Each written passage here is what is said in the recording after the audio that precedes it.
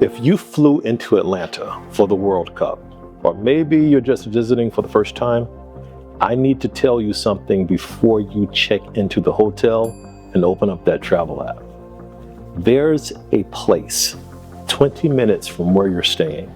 No bus goes there, no travel guide lists it, and it does not have a stadium, and it doesn't have a skyline. It's a town.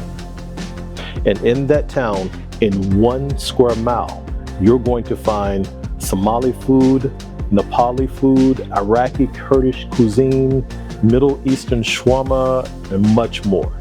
And also a community garden that was built by all of these people from different nations.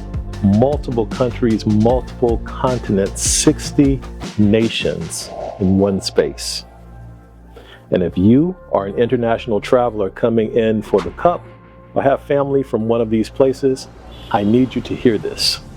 You flew 9, 12, 15 hours to Atlanta just to find a piece of home. Stay with me.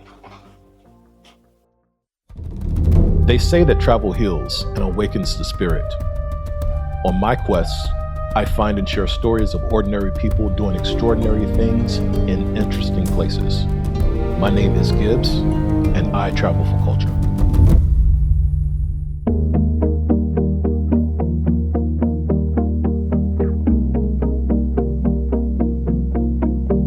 So yesterday, we arrived in Atlanta, a few weeks in advance of the World Cup. And let me tell you, this city is crazy as buzzing.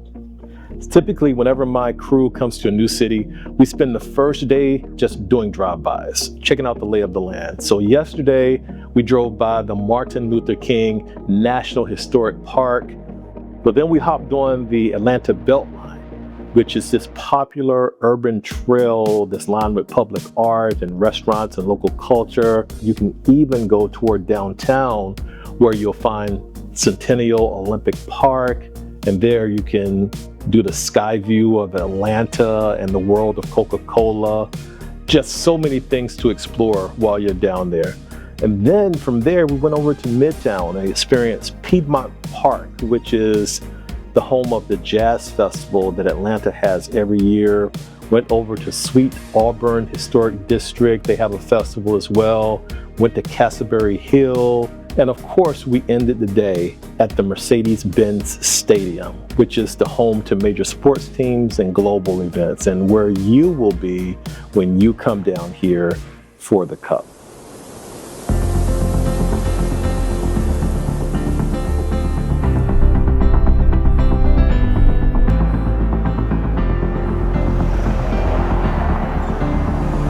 But today is the next day. And this morning, my crew and I just packed up the truck and we're headed to Clarkston, Georgia, which is not a city that most people know, even the people who live in Atlanta. It's a suburb, the kind of space that you usually drive through without stopping, except if you stop. If you actually get out of the car and walk this street, you'll start to notice something that doesn't make sense for a small Georgia town. The signs are not all in English. The faces do not reflect one part of the world. And the food that's being served in restaurants on every block, it's from places that are not anywhere near Georgia. 1 square mile, and it contains something I have not seen in any other suburb in America. I'm going to show you what I mean, but first, I need to tell you how this happened, because this didn't happen by accident.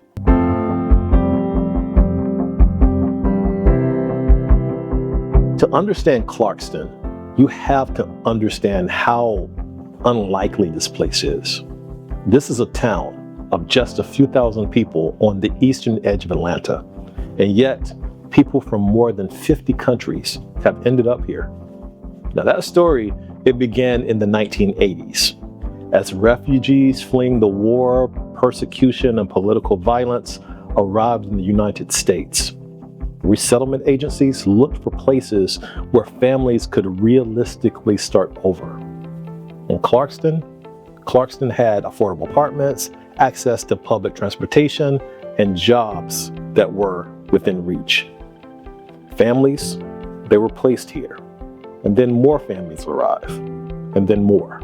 And over time, communities from Africa, Asia, the Middle East, Eastern Europe, Latin America, built new lives side by side in the same small town. And today, Clarkston is one of the most diverse communities in America. And it's not because diversity was the goal. It was because people searching for safety found opportunity to begin again.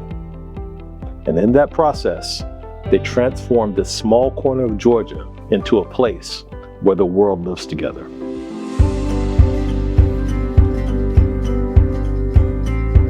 So now you know the backstory, but you know that I'm always looking for the deeper angle in the story because this is that type of channel.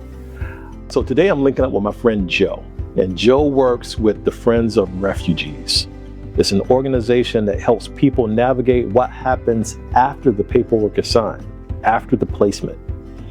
And it's the part that really no policy covers, where the question is asked, now what do I do?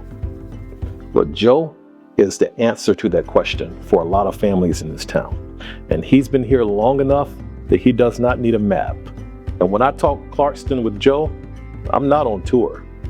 I'm actually meeting his neighbors. Hey Joe, we made it. Hey Gibbs. Hey, how's it going? Good to see you. Good. Thanks for coming out, man. Hey, thanks for inviting me to Clarkston. I appreciate it. Glad to have you. So I've heard that this community is the most ethnically diverse square mile in the country. Yeah. Tell me about that. Yeah, so Clarkston has been a refugee resettlement hub in the country really since the 80s when the refugee resettlement program began. Yeah. And at first it was just a few different ethnicities, a lot of Southeast Asian cultures, really depending on whatever conflict was going on in the world at the time. But as time went on, Clarkston really snowballed and it became more and more diverse. Yeah. And it has just been a beautiful bubble and a way for refugees to really get their feet on the ground and understand American culture while still maintaining a lot of their home culture as well. I love it. I love it. So tell me about the organization that you work with here in Clarkston. So Friends of Refugees is the name of the organization. We've been around for 30 years. Yep. And we come alongside refugee families in health and well-being, language and literacy, maternal health and childbirth, and entrepreneurship. Yep. Friends of Refugees has been in the community for 30 years. 30 years. Yeah. So we actually have a community garden about a mile that direction. This blue house is one of our programs, and that's called Embrace. So they work with refugee women who are expecting and they're pregnant. But we have classrooms about a mile that direction, and we're really spread out, and that's intentional because Clarkston is so pedestrian. There's so many, not many of refugees who are recently resettled have cars, and so being spread out provides more access to refugees. I love it. I love it. The first thing I always want to understand about any community is what they eat. Not for a review, but for the story underneath the food. That's where Joe comes in. He knows the families on this block. Every story behind every door, every restaurant. So here, I'm just going to let him lead. Yeah, so we're gonna experience Clarkston by dabbling in a few different cultures. We're starting off with AlChef, and they have a Kurdish Iraqi cuisine. Love it. We're starting off strong. Yeah. Then we're going to Merhaba Shawarma, which is a blend of East African and Mediterranean food. Okay. And then Kathmandu Kitchen and Grill. Kathmandu. That sounds good. Yeah. All right. So traditional Nepalese food. Yeah. And then we might even swing by Refuge Coffee. They hire and employ refugees to be the baristas there. Yeah. Yeah. This is great. Yeah. You ready to eat? Let's do it. You guys ready to eat? Let's go.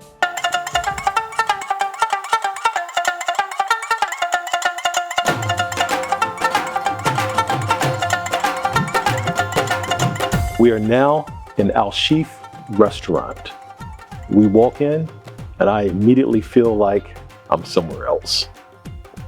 AlChef is a family-run restaurant, and today the father and son are working together in this space like a well-oiled machine. And the food, well, this Middle Eastern, specifically Kurdish Iraqi. And the way they serve it are communal plates, shared dishes, and that's really not a menu decision, that's a cultural practice. You see, the food is how the family stays a family 8,000 miles away from home. In Middle Eastern culture, the way you eat together is as important as what you eat. You don't order individually, you share. And this table becomes the community. Yeah, mango sauce, special for falafel. Great. Yes. Not a lot of people know about mango sauce. Okay. I've never had your mango sauce. Never Take had. it. Thank you. And You gotta- white sauce. So what is this here? Falafel. Falafel. Falafel is garbanzo beans. Uh-huh. And And this is the mango sauce. yeah, mango sauce. Ah. Mango sauce is it's very very nice. It's special for falafel. Yeah, And people do. And I smell. that goes really well. Oh, that's good. Yeah, it's good. That slaps. Yeah. But what I noticed immediately is that the price point of the food is priced so that it reflects the economics of the people in the community. Now, they want the community to be able to afford to eat here. Now, where else can you go in Atlanta and get a full meal, authentic home-style cooked full meal for an entire family for less than $20?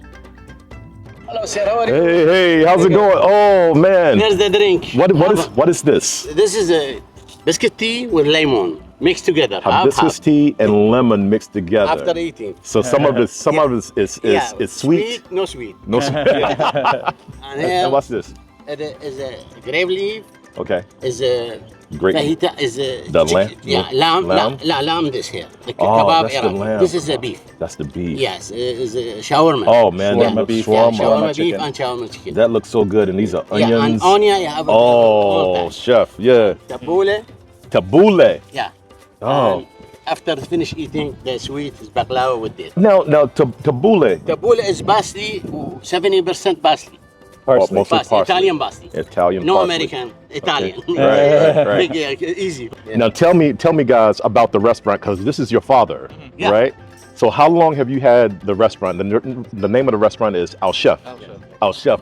How long have you guys been here? 2 years. You've been here 2 years. March. And listen, the food is so authentic, but also it's priced relatively inexpensive as well. We're going to enjoy this food Thank you so today, much, and man. thank you for Appreciate hosting y'all. us today. Shukran. All right, shukran. Shukran. Thank you. Thank you so you. much. So much. All right. As Joe and I leave AlChef, we're reminded that in Clarkston, a meal is rarely just a meal. The Kurdish families who built businesses here came from one corner of the world, and then just down the road, another story, well, it's waiting for us. Next, Joe wants to take us to Merhaba Shawarma, and it's a local favorite owned by Mana Samuel. This story is more than just about food. It's about building a life, serving in a community, and creating a space where people from different backgrounds gather around one shared table.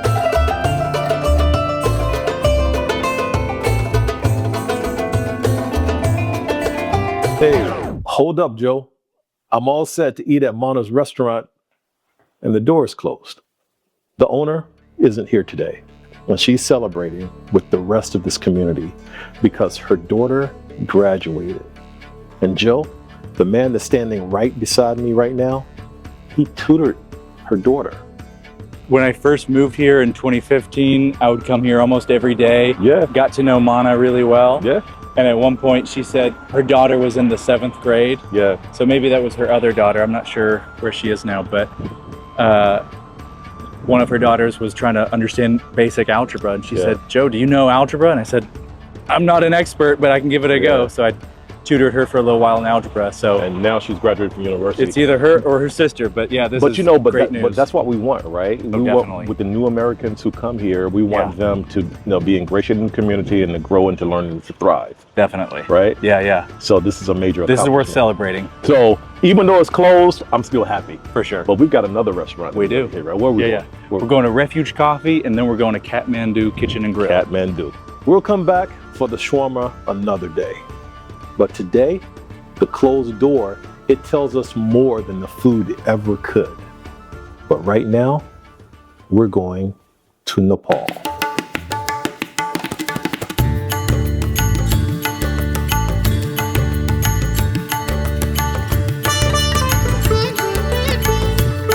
I've never eaten Nepali food. Now, I want to be honest about that because that honesty is the whole point that we're here. So the restaurant that we're going to now, the name of it is Kathmandu Kitchen and Grill. It's a mouthful. Yeah, Kathmandu.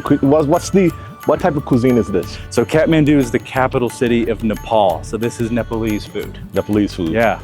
Yeah. Some of it's got a real kick. You gotta be careful. I think this is gonna be much more authentic. Yeah. So let's check it out. Oh, there it is right there. Kathmandu Kitchen and Grill. I see it. Let's go. If you don't know about Nepal, let me catch you up. Nepal is a country most travelers know for its cultures and trade routes, influenced by both India and Tibet for centuries. It's nearly 8,000 miles from Atlanta, and yet somehow that distance disappears when you sit down at a table like this.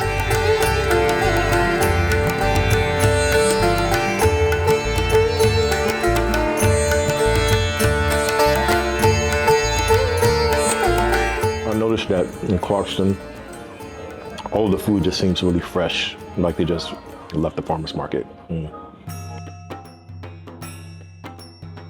Oh man, you gotta explain this to me. Like what is this? Rice, yogurt. This is lentil. Lentil. Black. Okay. It has a different type of beans in it. Yeah. And this is goat curry. This is goat curry. Yep. Oh, that's great. And then this is bamboo shoot, black eyed peas, and the potatoes. Did you say bamboo shoot? Mm-hmm. Okay. Yeah. No, this is great. And that's the spinach. Spinach. And that's pickle.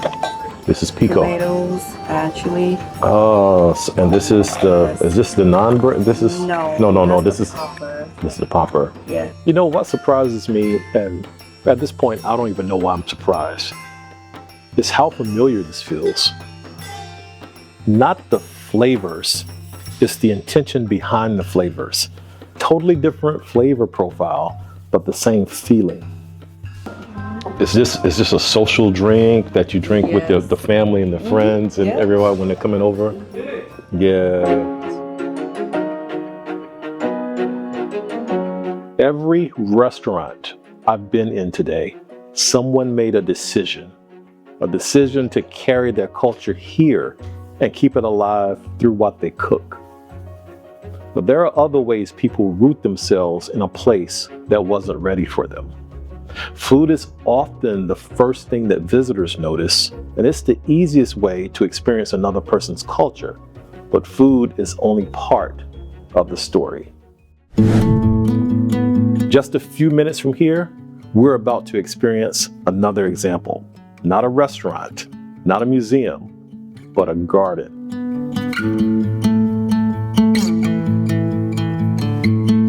Jolly Avenue Garden. It's a community garden, and that description doesn't come close to describing what it actually is. How does this work? How does the community garden work? So how it works is this is a safe place. All these people to go someplace for the kids to play. Yeah, I see they have this big open field. There are about 700 people that live in that community. Over 3,000 people within just a very short walking distance. So I don't know whose vision it was to open this up to the community, but somebody had that vision. 12 countries represented here, from Malaysia all the way over to Afghanistan, all the way across the world. We have a few Americans that are from here, but it started about 20 years ago. And it wasn't like it is now, but now we have 93 plots. So what they'll do is they'll rent out like a small plot to grow their foods, and they can grow anything that they want to grow within that little plot. And they're responsible for tending it and maintaining it and all. I think that's awesome. It costs here's the deal. It costs $20 for the year. The year goes from March through February. We have about 6 people that grow all year long. Yeah. We're continual growers. Yeah. So they eat stuff that my mom would have said, pull that, it's a weed. Yeah. It's a weed to you, but not. Right. Yeah. Right. I'm listening to this and I keep thinking about all the things that a garden can be that have nothing to do with vegetables. A garden is proof that you intend to stay. It's proof that you believe the ground is worth caring for. And proof that you're not just passing through. You don't plant a garden if you're thinking about leaving. And so this guy, he has his beans. He's got some squash over there, and then these are mustard greens here too. It's a big part of their diet. Yeah. So these are beans. These are only about 4 weeks old. So they'll get way up here. Okay. And they'll produce quite a bit. Yeah. So this is Mark, and Mark runs this garden out here for Friends of Refugees. And I have had a wonderful experience during my time here in Clarkston. And for those of you who don't know, it's about 20 minutes from Atlanta. It's really, it's an experience. And I got a question for you. Mm-hmm. So for the international traveler that just may be hearing about Clarkston for the first time, they've never been here before, but they might be watching this video. Why is it worth it for them to drive 20 minutes outside of Atlanta to come here to experience this place? To see that the South is not just one thing. It's just not barbecue and fat. You can get some pretty good food over here, you know. I'm a witness. I don't suffer from the lack of eating. I've been eating a lot since I've been here, both Ty and me. We've been eating a lot. Refuge Coffee over there, they have some delicious coffee. Well, listen, that's where we're going right now. That's a good segue. Yeah. So listen, we're headed over to Refuge Coffee right now to see the good ladies over there and what they've done. So I'm in Clarkston. This is Mark. And thank you, Mark. It's been an honor to talk with you. And I look forward to seeing you at another time. It's Gibbs. Hey, he said, come on down. It's Gibbs and Mark for iTravel for Culture. We'll see you later.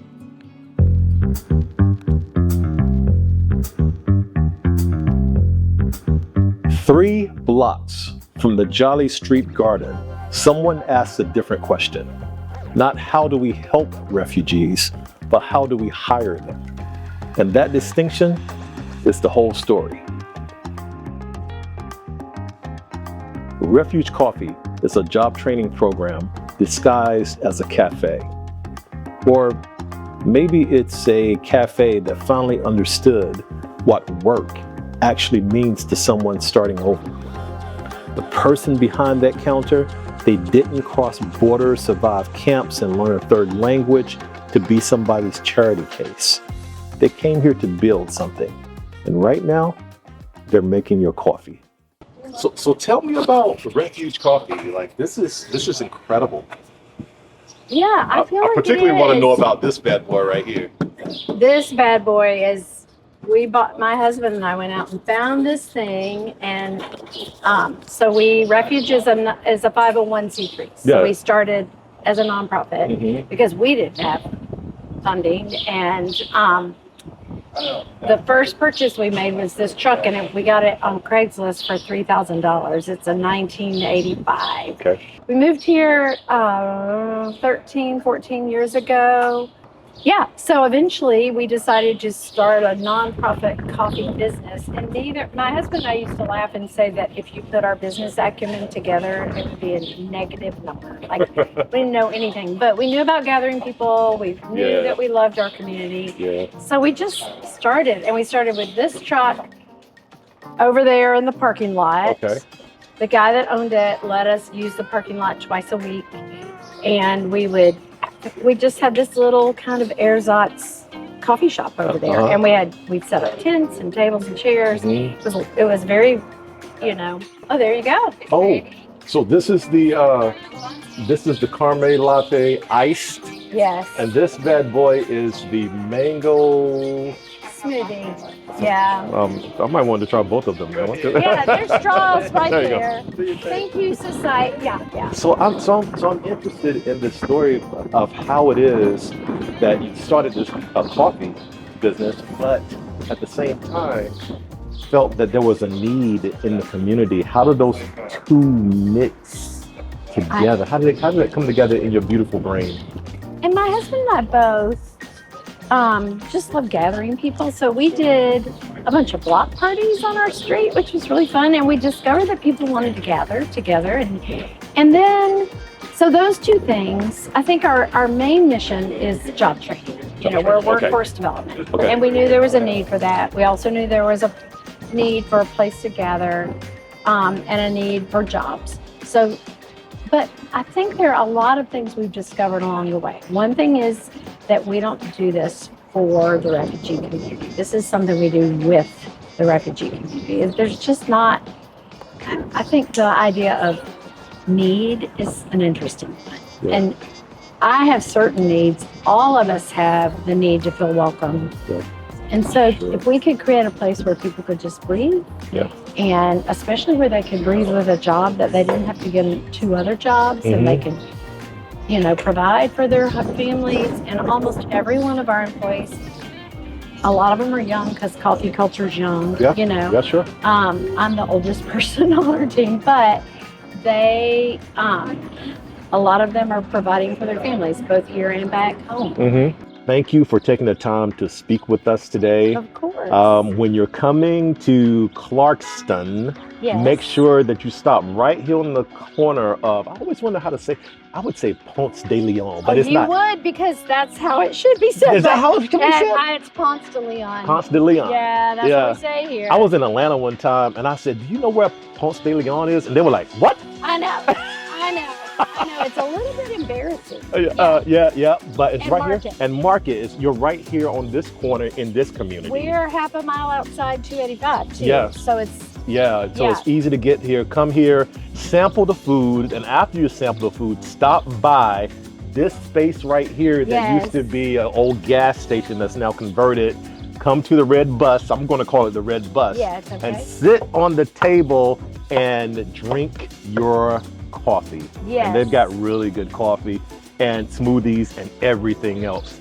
Kitty, thank you so much. It was a pleasure to talk to you. As I wrap up my conversation with Kitty, I am thinking that you don't leave a place like this unchanged. Not if you're paying attention. I came to Clarkston looking for a place for the international traveler to visit while in Atlanta for the World Cup. And what I found was a story about all of us. Today, Joe walked me down this street. He showed me what the walls were already saying before I knew how to read them. We sat down at AlChef, a restaurant where the food told you exactly where the family came from and exactly what it cost them to get here. We stood at a closed door at Merhaba, and even that closed door told a story. It told a story about how hard it is to build something from nothing in a country that didn't ask you to come. We walked into Kathmandu kitchen, and for 20 minutes, we weren't in Georgia anymore. We stood in a garden on Jolly Avenue where someone is growing the same seeds that grandmother planted on another side of the world. And we ended at Refuge Coffee with a cup made by someone who crossed 3 borders to build one career, one life. And by the way, the coffee was great.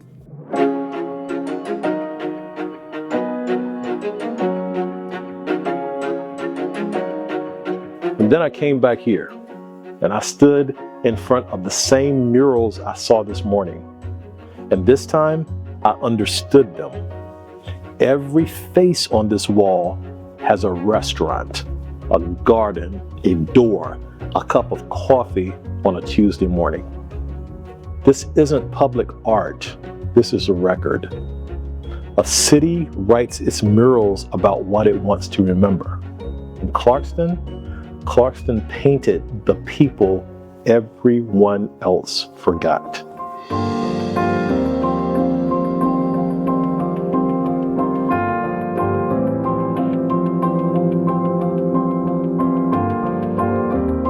You came to Atlanta for the World Cup, or maybe you already live here. Regardless, you brought something with you from your past. Drop a comment. Tell me one food from home and what it means to you. Because that dish is somebody's survival, somebody's memory, and somebody's home. And those are the type stories that they tell in Atlanta. And listen, make sure that you subscribe to the channel, because where we're going next, you'll want to be there with us. There's a chef in Atlanta who crossed 3 countries to build one bowl, from Colombia to Honduras to America. And the flavors, they don't ask for your permission. They're just taking over Atlanta. Now, this chef didn't come here to cook. He came here to survive. And somewhere between survival and a kitchen in Midtown, his cultural flavors are low-key taking over Atlanta. And nobody knows. So stay locked in, because that's next. I'll see you in Atlanta.